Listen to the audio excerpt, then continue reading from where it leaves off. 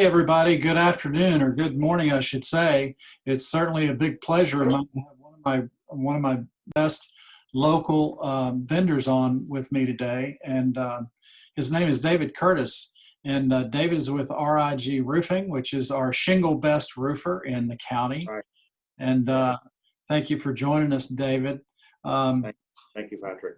You betcha. And I'd like to just share a little bit about David. I've known David for a few years, and I probably couldn't find another quality guy that owns a business with his family and in the county that does such good work. And we like to stay local. And so David is one of our first business spotlights here since the COVID thing came in, and decided to join us today. And I was asking David, over the past 2 or 3 weeks, maybe a month, there's been roof issues I've had as a real estate agent. And so we've had a few inspections go on. I don't think you've put on a roof for me lately, but you have in the past. And so, I mean, for one of our customers, that is. So, anyway, welcome, David. And why don't you give us a quick, hey, this is R.I.G., this is what we do, how long you've been in business, and that kind of stuff.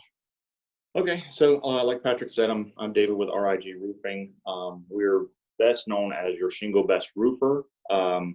We've been in business since 2005. We have a showroom here in Winter Haven on Havendale Boulevard.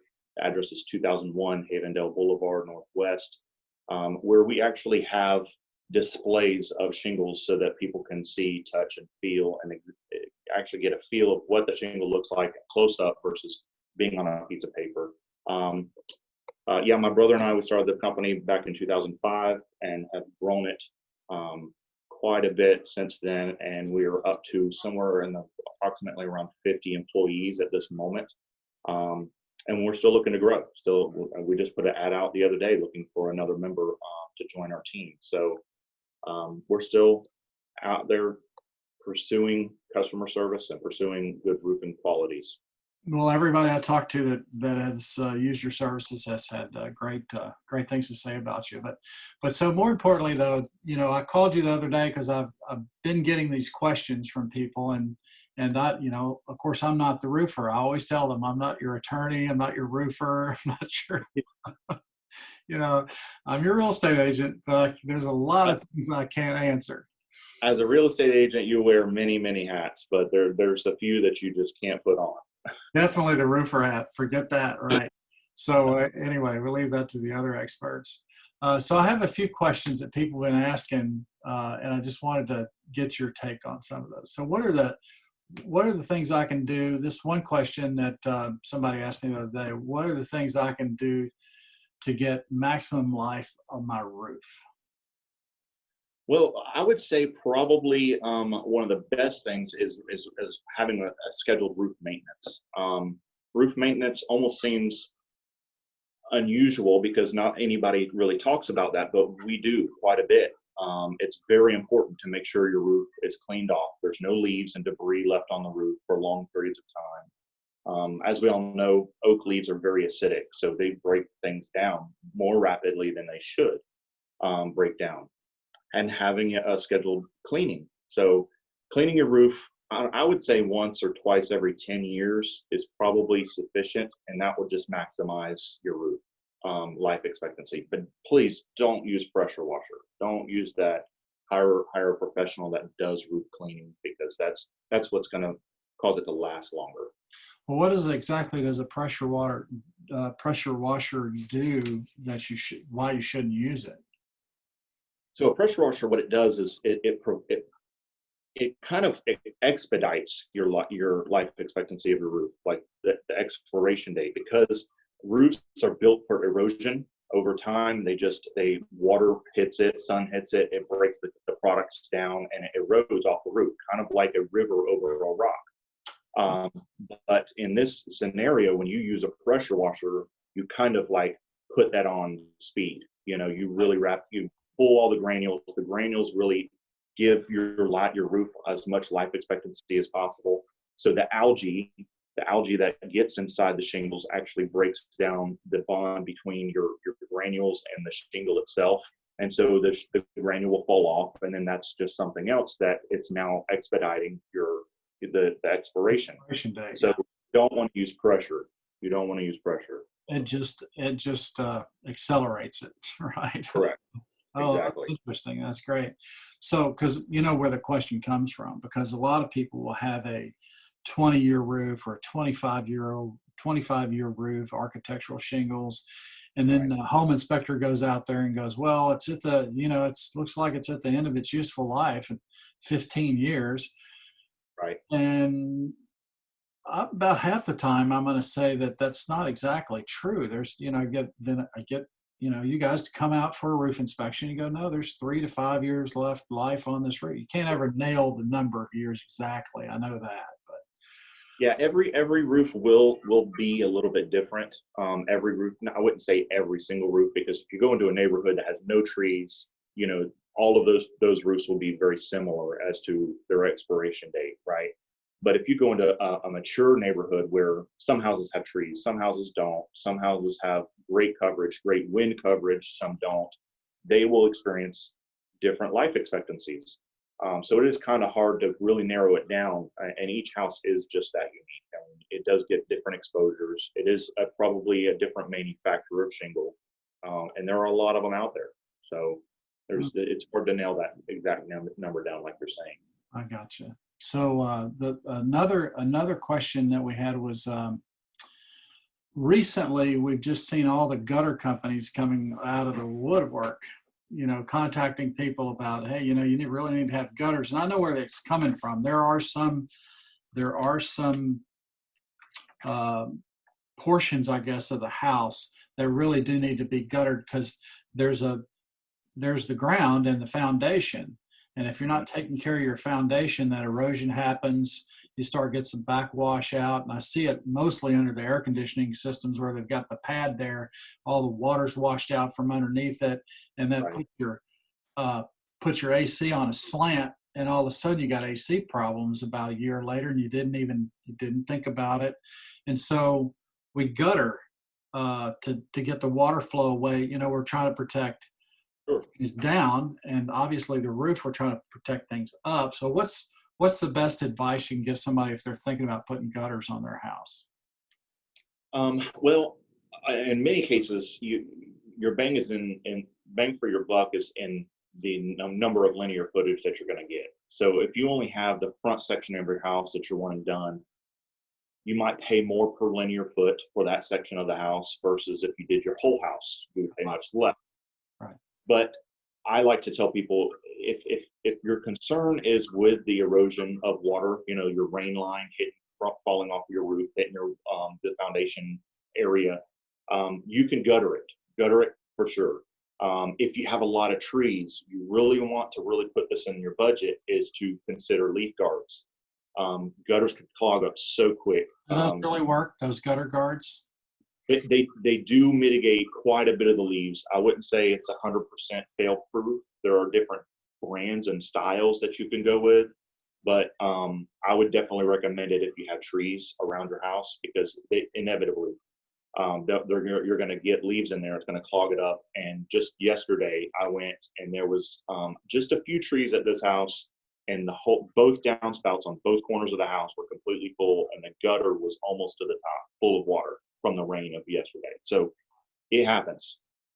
So what happens to the roof line and the materials when that gutters are full? What happens there? So that's a pretty common question, and it's a little bit of a misnomer. Your gutters aren't really going to make your house leak. Okay, you're not going to get a leak inside your house from your gutter. So I'm going to do a little hand visual here and just kind of show you what I'm talking about. Try to do this like this. So Right. gutters much really like this. Okay, the front of the gutter is here, the back of the gutter is here, and the back of the gutter goes up behind the drip edge, which comes over in front, right?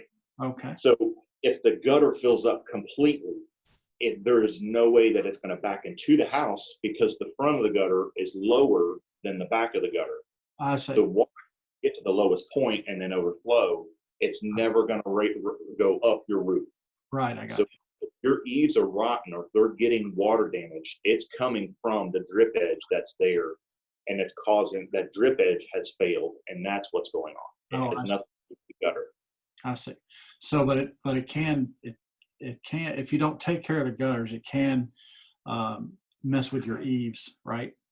Yes. So do you guys take care of eaves when you're doing roofs? That's a question I have personally. Yes. So like as we're replacing a roof, everything that we that ties into the roof, we address. So your fascia board, and then you have your drip edge, Right. and then as it goes up the roof, all of that is taken care of. You you can you can replace your fascia board as you're doing the roof or after the roof is done, but many times you'll end up messing with that drip edge and breaking that seal that's on the top edge. So it's really, really great for us to go ahead and replace that fascia board while we're doing the roof before we put the new drip edge on, and then that way you won't have to worry about anything else. Right. So that's a all-in-one package, though, when you're doing a Right. roof and you see that damage and it needs to be done. And okay, that's Right. We addressed it at that time. Yeah. well, good. Well, so I think we might have coughed. Well, let's see if we covered this last one here. This fella, buddy of mine, Rusty, said, "What's the approximate life expectancy of a roof and the cost to replace a roof?" It's a pretty broad question, I know. It is, but it's very common. Everybody is very centralized to their home, so they think it's all the same. And roofs are very, very different, as well as many different homes and many different manufacturers, like we kind of touched on a moment ago. But I would say because of the kind of the influx of insurance companies almost strong arming homeowners Mm-hmm. to replace the roof, Mm-hmm. we're kind of giving people a window between 15 and 20 years of, hey, look, you need to budget your roof replacement for that 15 to 20 year mark, because either one, the shingles are going to end up start failing, and they're going to start because of our extreme heats and our extreme weathers that we have in Florida and the winds between the 15 and 20 year mark. And the fact that your insurance company is typically sending out letters to homeowners in that window, because they don't want to be liable for a really old roof to have to replace this next hurricane season. Oh, so let me back up here. And I heard you say something, because I've been involved with this, and homeowners get really kind of crazy about it, and I don't blame them. But there are third party people that work with insurance companies or not work with insurance companies that come out and try to. They typically show up after big storms, not necessarily hurricanes, but they're knocking on doors Yep. after the big storms and going, "Hey, I was just looking at your house. I saw you had some roof damage up here, and you really need to take care of that before we have a hurricane," or whatever. And Right. so those are independent third party people that are trying to get a roof job, Right. but they don't work for roofers. Right. So explain a little bit, because I want to make this a value to our audience from the standpoint of what to watch out for, because I know some of them they're unscrupulous, not all of them, but I've had more than one seller that has been taken advantage of from those type people in the past. So, and what's happened, and it's kind of flooding the market right now in the roofing world, is storm chasers. Now, everybody's familiar with the word storm chasers, but that's not exactly how they work. They actually have a monitoring system where they find out where the hail damage has been, where high wind events have been, and then they go out and they prove to the insurance company, or they prove to the homeowner, that they have damage and that they work directly with the insurance company to get the roof replaced. Mhm. In many cases, it's 50% more than what a normal roof would cost. It's There quite you a bit. go. There you go. The markup, because he or she's got to It's so, pay whomever it is, right? yeah, it's so huge. And the problem with that is not so much on the homeowner side, because the homeowner basically pays their deductible, which is very little, unless it's a named storm. But on our insurance side, that's why our rates and our things keep going up, is Oh, because exactly. it just the more influx of people fraudulently making claims, Uh-huh. or the insurance companies have to kind of rebound and Uh, say, okay, that's why we're seeing now that insurance companies are pushing more and more to that 15 to 17-year mark where they send out a letter saying you need to replace it. It's on you. It's just Hmm. uh, it's kind of twisted. It really It, is. it is. It is. It is. And I'm glad you're here today because we're in that. We're in 2004. We had 4 Yep. hurricanes in the county, all crossed paths, Right. and Gene was the last one. So we've had from Charlie, we had a whole lot of roofs replaced very, very quickly, and they were replaced in '05. So we're getting to that point of 15, 16 years, Right. and depending on whether it was a 3-tab shingle roof and low quality to higher Or quality, or even a roof over where they roofed over the existing shingles. right, roof over. And a cautionary tale there, when you roof over and you're trying to sell your house, it's not going to turn out good. It's just not going to turn out. You Not will good. find a buyer that can get insurance, but most of FHA and VA, or you're going to be out if you're going to try to get an FHA loan or a VA loan. They're not going to loan money on a roof over. And so conventional loans, you'll pay more money on your insurance, and you're also going to pay more interest rate because of And those particular things. little known fact too is that almost every shingle manufacturer out there, it's legal in the state of Florida to do a roof over with shingles, As but a, if you do that, you void the warranty of the manufacturer. right, So they will no longer say it's, you've got a 25-year or 50-year or 10-year algae resistant warranty. It's all thrown out the window. sure, it's all on you because you went low cost and just did a roof over. Right, that's right. Um, so, well, that's very interesting, and I'm glad you kind of clarified that because it gets real confusing with people, and we're in storm season now, It's so coming. it is. So if I had now, you said insurance companies are sending letters to people. Have you seen some of those letters? Yeah, I've seen them for the past 4 or 5 years now, and it's becoming more and more frequent that we're hearing our customers saying, "Yeah, I don't know that I actually need a new roof, but my insurance company just sent me a letter because they had a drive-by. Right. Basically, one of their agents drove by and said, or adjusters drove by and said that, look, it's looking really rough or really old, or there's no permit that has been pulled for a roof replacement in the past 15 years." So they're putting it on me to replace the roof. I see. Um, so they're using a lot of different resources to pull the age of your current roof to validate the fact that that's outside of their coverage area. Right. So they wouldn't. So some of these letters are saying that their policy's at risk or they won't Yep. insure storm damage or something like They'll drop the insurance. Yes, altogether. that. Yeah. Yeah, gotcha. Yeah, I don't know. I don't know. I don't know how well they would fare with that if they automatically just started dropping policies. I'm sure the insurance commissioner would in Florida would be kind of all over that if that were, Yeah. became You would a thing. think. Yeah. I mean, especially. I mean, I would say in the last 5 years, it's hitting the ground. It's running more, and I think because more insurance companies are putting in their policies, like in the gray area, Yeah. is that you're only insurable during a certain amount of years on your roof, and then it has to be replaced. So if you encroach on those amount of years, then you're outside of their insurable coverage. Right. Period. Right. So Well, good. Well, good. So, anything else that you might have on your mind that we haven't asked? I like to get our business spotlight, and I'm always asking people what's on their mind. Um, so is there anything else you can lend to us today that would be helpful? um, I would say, man, really focus on your local people. In many cases, if somebody comes and knocks on the door and says, "Hey, I think you have storm damage, this, that, and the other," I actually had the same event happen a year and a half ago. My personal truck was outside with letters on it, right? My company logo is on the truck, and they come knocking on my door saying, "Hey, I think you have wind damage."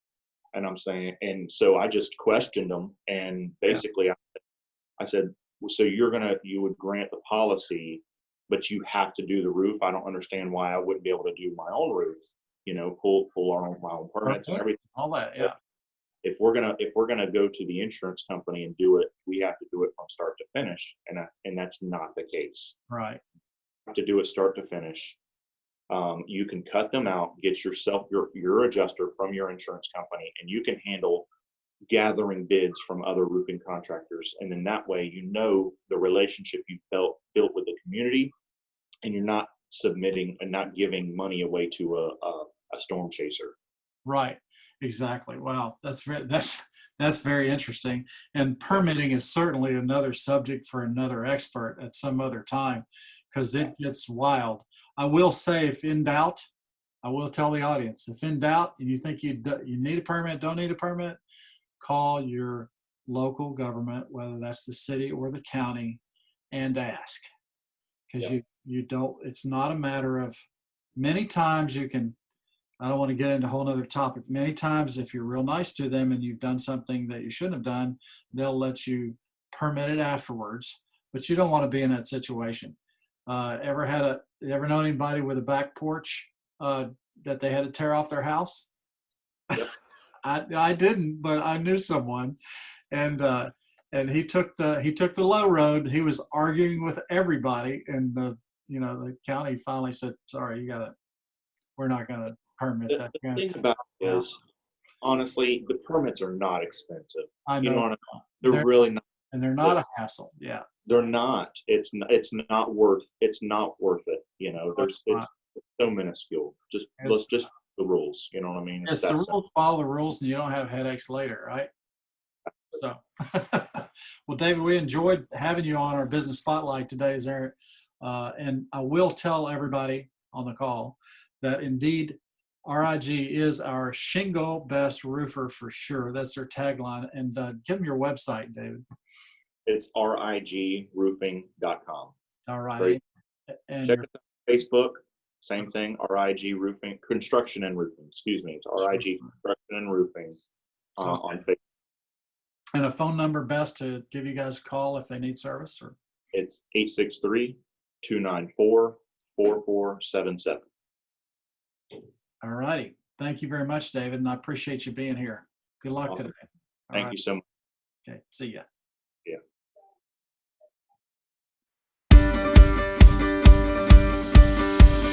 Showroom, we have all the different colors of shingles for Certainty, which is the primary manufacturer that we sell, all on a display. It's very simple, very easy, labeled so that everybody can see it and read it. And then on the other side, we have 3-tab options, and we're about to add our premium shingles and a similar display out here.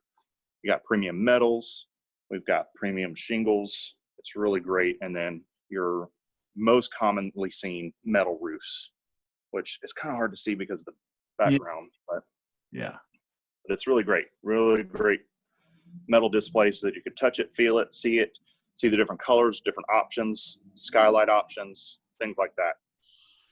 Well, great. Well, thanks for taking us through a quick little walkthrough there, David. And we got a little bonus material here. So thanks a lot. I appreciate that. Not a problem. Thank you again, Pat. All right. Have a good week and stay dry. All right, we'll do. See you. Bye.